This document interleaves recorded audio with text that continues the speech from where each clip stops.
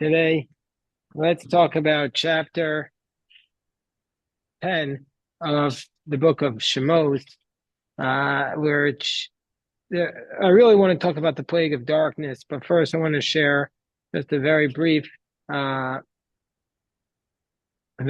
thought from Rabbi Elimelech on one of my favorite psukim I love to reflect upon. That when Paro goes to when Moshe goes to Paro after the plague of locusts, and Paro says, "You can go, but but but who's going to go with you? Who's going to travel with you?" So when he said that, Moshe responds to Paro. He says, "Bin arenu ubizkinenu nelech." He says, "We're going to go with our young and with our old. Bivanenu uvivnosenu, with our sons and with our daughters, with our sheep and with our cattle." So this is a powerful verse that there's a lot of Hasidic teachings about. What does it mean we're going to go with everybody? On a basic level, it means Moshe is saying we're a holistic community. We're a heterogeneous community that we're going to go with our young and with our old, with our sons and with our daughters. We're going to go with everybody. And that's the simplest way to read it. But and I'll share a couple of comments on it from the Hasidic rabbis. But first, I want to share what Rabbi Elimelech says. I'll share three comments on the Hasidic rabbis after I share from what Rabbi Elimelech said. So Rabbi Elimelech said, "What does it mean with our young and with our old?" Paro has said, "You could go with your old." Paro's response was, "You can go with your old, but leave the young with me." L'chuna gvarim, but not the young. So Rabbi Elimelech says the young and the old represent different aspects of our personality. The young is the more capricious side, the more impulsive, but the more passionate. And the serious side, the Zkenenu, is the serious side, that we slow down a little bit in life and we take the religion more seriously, but our fire is not as strong. Our fire is not burning as bright. And so Paro was saying, you could go with the people who are serious. You could go with the serious ones. Bizkainenu, with the serious ones. Those are the ones who are able to go. But the Narenu, they're not interested anyway. You don't have to go with them. And Moshe's response, no, is we need to go with everybody. We need to take both sides of our personalities. The side that was dismissed as capricious, with the passion and with the seriousness. It's not just going to be it's not just going to be a yeshiva for people who are basically retired. It's going to be everybody's going all in on this quest to serve Hashem. So that's what Rabbi Elimelech says. I'll share with you three other comments on it. First is from the Panovitcher Rebbe. He says,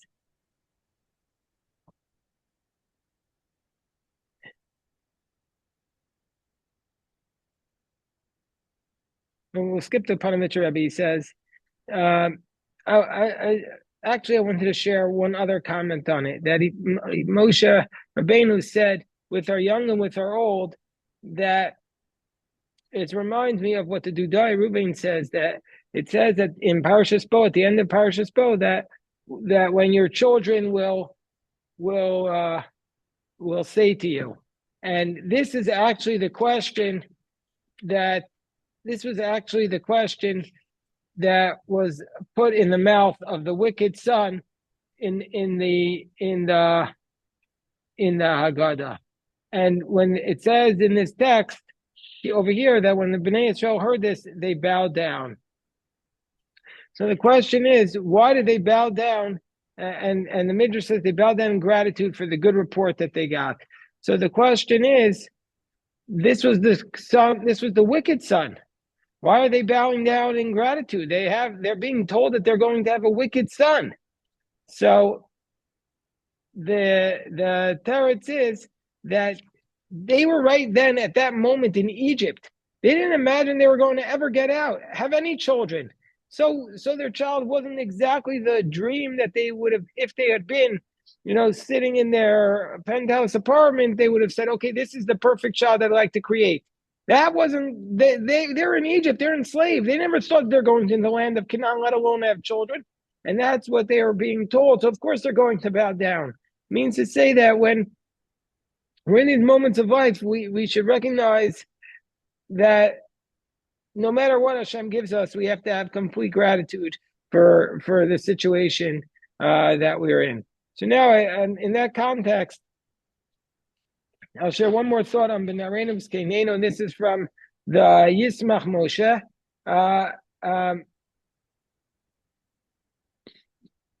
He says the Chazal said that Jerusalem was destroyed because they stopped the Jewish children from going to school. They weren't serious about teaching their children, and we know, that the Baal Parashat Racham says that in the merit of the children who study in schools, the divine presence, hey, there's my daughter Leah. In the merit of the children to study in divine presence in schools, then we know that says the Baal Parashat Racham, that no nation is able to rule over them at that point.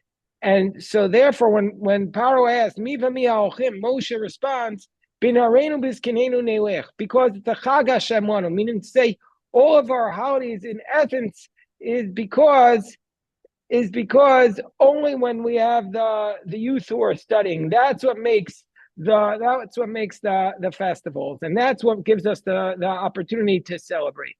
So that's the last thought I wanted to say about that verse. Now I wanted to go on to talk about the plague of darkness, the plague of Choshech, which some might say, what's the big deal? The lights go out for 3 days. Why is it so bad? So, and not only that, we also have a concept that the plagues are going in order of harshness. And so therefore the plague of darkness comes way at the end. So it's the second to worst plague. Well, what's so bad about it? The only thing worse than it is actual death. So why is the plague of darkness so bad? Furthermore, one more point, that really the last 3 plagues are all plagues of darkness, because the Makas Bechoros comes, the plague of the firstborn, the last one, comes in the middle of the night. And right before the plague of the darkness is the plague of the locusts, and that was covering over the whole land, and there was darkness. So what is it that is so difficult about this plague of darkness? So first I want to share what Rashi says, what the Ramban says, and then we'll look at some of the Hasidic explanations, especially the Ger Rebbe and the Lubavitcher Rebbe, who are very powerful on this idea. So first of all, we'll just read the Pesukim to remind ourselves of these verses.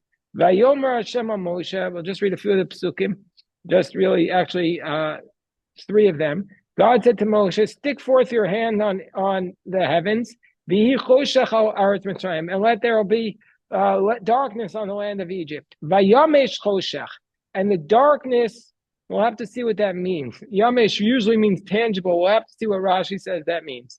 Vayei Moshe yado al shamayim. Moshe stuck his hand forth over the heavens. Vayi choshech afela b'chol eretz Mitzrayim, and behold, the darkness was gloomy over the land of Egypt for 3 days. That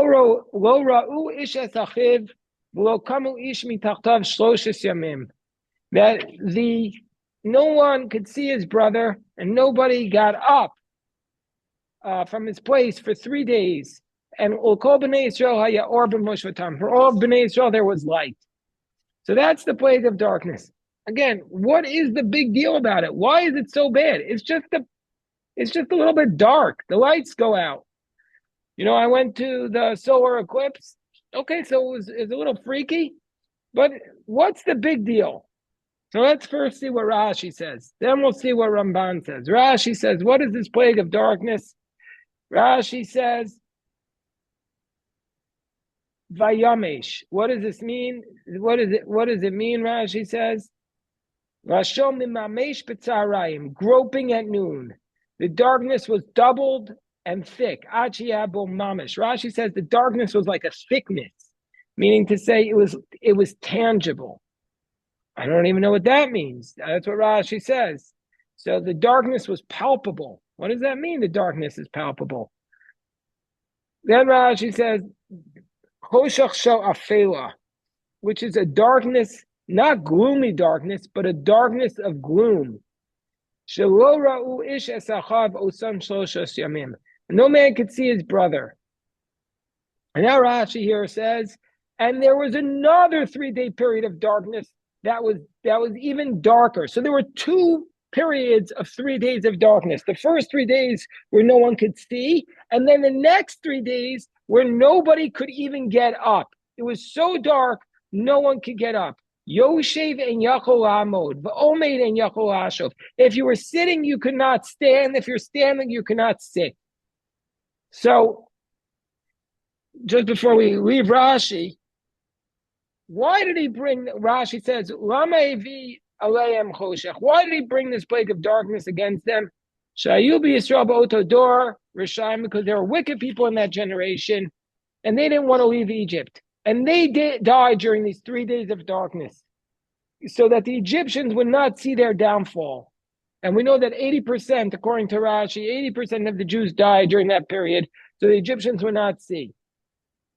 And also, so that's one reason. And the second reason was that they looked through the houses of the Egyptians at that time for their vessels. They wanted to take stuff from the Egyptians. And when they left, they asked the Egyptians to borrow them. And the Egyptians said, we don't have it. And so they said, I'll show you exactly where it is. So let's recap what Rashi says. Basically, 4 points that I want to recap from Rashi. Number one, the darkness was palpable. It was something physical you could touch. Number two, this was a darkness of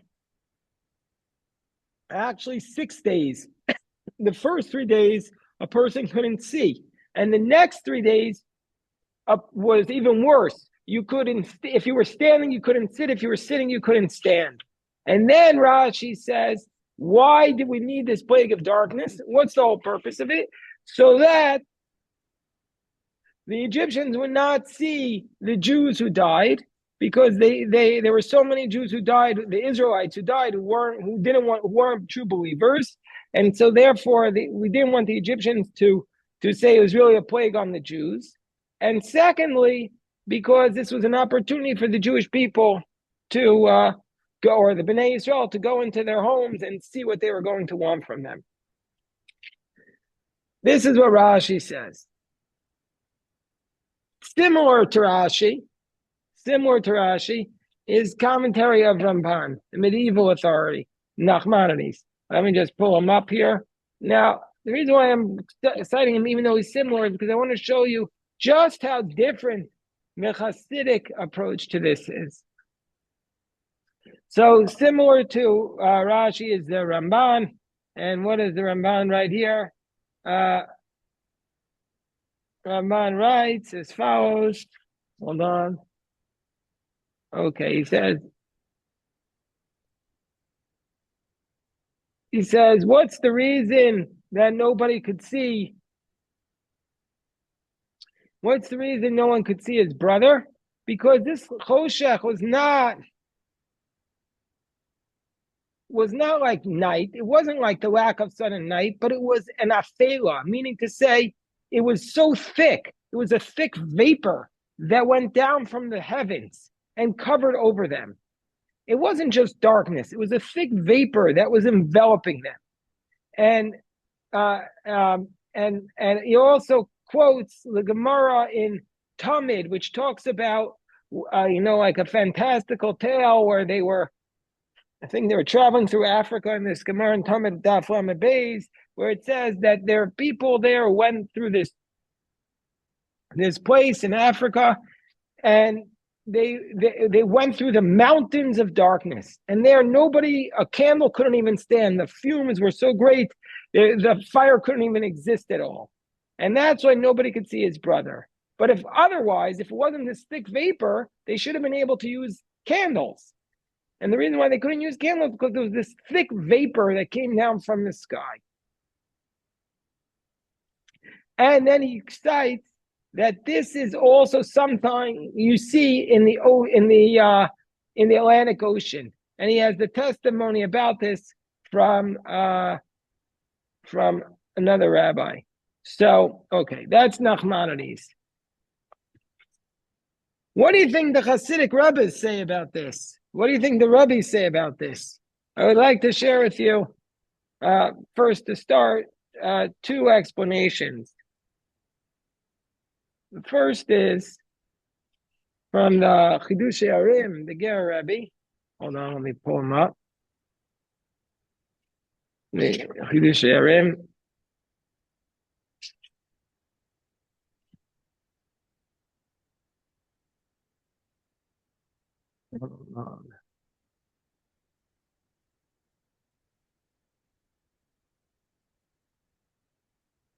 Okay, here we go.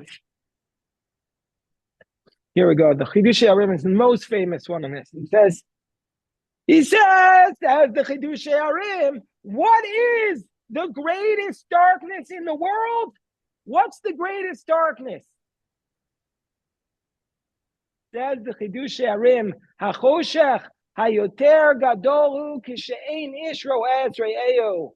When it says no one could see his brother, the darkness was so great, no one could see his brother for 3 days. Says the Chidushei HaRim, the greatest darkness of the world is when you cannot see your own brother. You can't see the pain. When you don't see the distress of your brother, of your fellow friend, and you don't see their darkness, you don't see their pain. The verse says, because no man could see his brother. He reverses it. Because no man was seeing his brother, they were in the greatest darkness that exists in the world. That's what the Chidushei HaRim says. When the greatest darkness is when you don't see your friend, and you're not empathizing or being a partner in his pain. A person didn't see his brother, and as a result of this, when you don't feel the pain of your friend, when you're not sensitive, then lo kamu ishmi tachtav. A person, nobody got up. There's no redemption, and that's what Chazal say, that there was a thickness like a coin, because he writes, the pursuit of money is what creates this thickness of this coin, meaning to say it strengthens the ego and closes over the eyes not to see in the pain of your fellow Yid. This to me it resonated a lot, because it means that you're living a life, that they were living a life of darkness. That's what the Egyptian society represented, a life where they weren't seeing the other. It was just a life of looking at their own selves. That's what the Chidushei HaRim is saying, that's why the plague of darkness is so bad. The darkness represented a lack of insight into the world, a lack of being able to have any perspective. That's what it means, that nobody was able to move for those 3 days. If you were sitting, you couldn't stand, Rashi says. If you're standing, you couldn't sit. Everybody was stuck in their own place. They had no perspective, no vision. Light represents hope, and darkness represents the lack of perspective, lack of vision. And that's what the Egyptian society was about. It was about this lack of the ability to have any perspective here.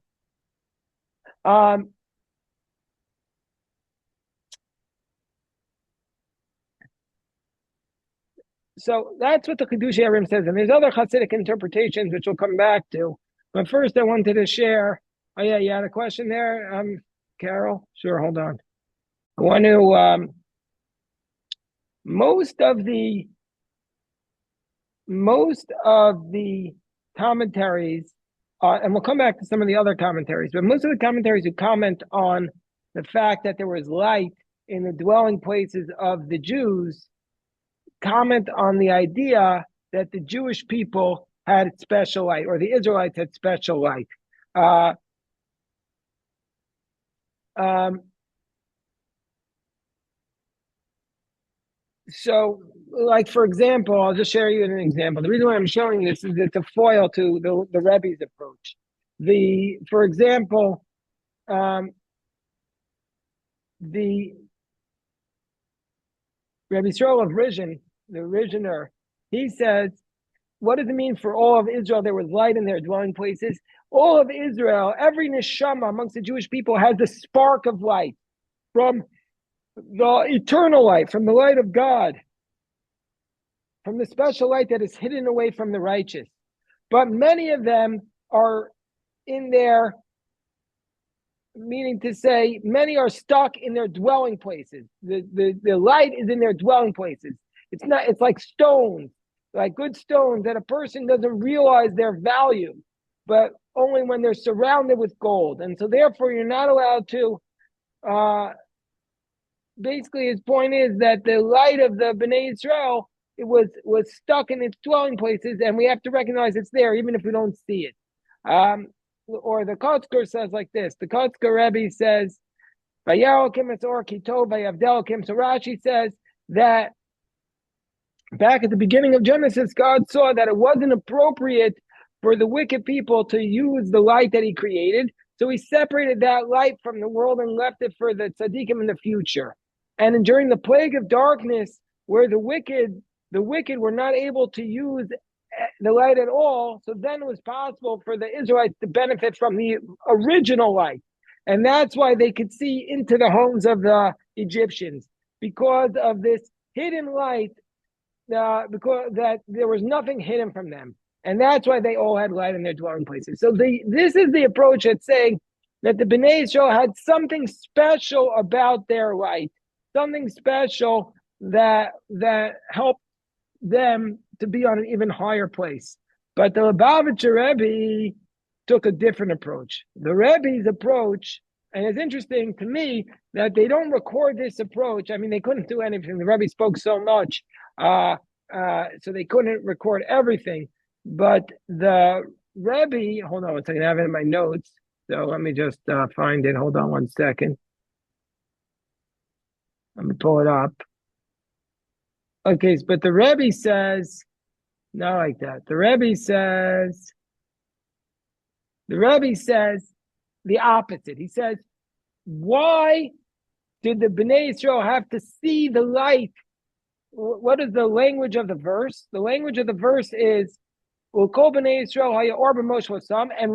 says that the light was needed to see into the utensils of the Egyptians, to see into the light of this, to see into the homes of the Egyptians. So what's the point? Hold on, let me pull it back up. I can't do the same thing on my screen, but you'll just bear with me. So the Rebbe says that the whole purpose of it was that the Bnei Yisrael has the responsibility. Unlike the Kotzker and the other Rebbes who say that the approach is that the Bnei Yisrael has this special light that makes us different, that we have access to this supernatural light that was reserved for the tzaddikim. We were able to access it at that time. The Rebbe says the opposite. He said that it's the responsibility of the Bnei Yisrael to bring the light even into the dark homes of the Egyptians and to even into their utensils, meaning though it was so dark. Let's go back to the language of Rashi. The language of Rashi was the Ochechipstu Yisrael, the Roes Klehem, the Bnei Yisrael sought out the Egyptian vessels. They went into their homes. So they went into their homes and saw the Egyptian vessels, meaning to say the Bnei Yisrael brought their light into the homes of the Egyptians. That's what the Rebbe was saying, that there was darkness in the world, and the Bnei Yisrael brought their light into the world. They brought the light into the world, even in the darkest places, the darkest moments. It's a Jew's responsibility to bring the light to the world. That's the completely opposite approach of the other commentaries, which were saying that the light is telling us that the Egyptians are darkness, but the Jews are light. The Rebbe is saying it's the Jews' responsibility. They were able to bring light even into the dark homes of the Egyptians. So you see that the two approaches of the Ger Rebbe and the Lubavitcher Rebbe are both saying that the plague of darkness is teaching us on a deeper level that it's our responsibility to go beyond the darkness. Whether it's the Ger Rebbe who's saying that the darkness existed because people weren't seeing each other. So we were living in a place of darkness where we couldn't use our eyes to see beyond ourselves, or the Rebbe saying that the Jews had light because it was our responsibility to bring the light even to the darkest places of the world. That's the contrast with the Egyptian society. Those are the teachings of the Ger Rebbe and the Lubavitcher Rebbe. Hold on, we'll see Howard. Yes, Howard. So I just want to say one more point here that there's, to my knowledge, there's two chumashim in English that are directly based, at least that I'm aware, they're directly based upon the teachings of the Lubavitcher Rebbe. There's what's called the all-in-one volume, and that's called the Gutnick edition compiled by Rabbi Chaim Miller, and they have the Toras Menachem of the Lubavitcher Rebbe, and then there's the other edition. I don't know what it's called. It's called the I don't know what it's called, but it's just called the Chumash, based upon the works of the Lubavitcher Rebbe, and that's not the Gutnick edition, different edition. Anyway, so in the Toras Menachem in the Gutnick edition, he says it a little bit differently than what I was saying. He says, I'll just read these three paragraphs. That'll be it for today. Hashem told the Jewish people that on leaving Egypt, they should request silver and gold, and you shall empty Egypt of its wealth. What's the point of all this? Why did Hashem tell them they had to go and ask and collect the wealth from Egypt? What's the point of that? So according to Rashi, it was a mitzvah to request the gold and silver. So since mitzvahs should be done in a natural order, therefore they had to have seen it. But the Midrash says not like that. The Midrash says that wherever a Jew entered, this is what the Midrash Rabbah says. Midrash Rabbah says the Jewish people were able to enter the house of the Egyptians, see their silver, gold, and utensil and clothes. Also, whenever a Jew entered a place, they brought light, and anything that was hidden was automatically revealed. So that's what the Midrash says. So basically, the Midrash is saying that the Jewish people, when they entered into the homes of the Egyptians, they immediately brought light, and that light allowed them to extract the treasures from Egypt. Meaning there were treasures in Egypt, but it needed the light, it needed the contribution of the Bnei Israel in order to extract those treasures. And so that's what I think is for me a very a big takeaway message. Why was the plague of darkness necessary? The deep symbolism of it, aside from the Chidushei Arim's approach, which is that if you live in darkness, if you don't see each other, we're living in darkness. And aside from the approach that darkness represents the absence of hope, and that's the worst feeling in the world, to have a lack of ability to have any hope. That's just a horrific place to be. But on top of that, it's teaching the idea that the Bnei Israel were able to bring light into a society of darkness. And not only that, they were able to go into the darkest places of all, and with their presence, bring light and extract the treasures from the darkness. And that's our responsibility as Jews, that if there's a place of darkness, to try to bring light to it and to find the treasures in even the darkest places. That's what I think the Rebbe is saying. Anyway, it's always great to study with everybody. As I said, today we're going to be a little shorter. But a big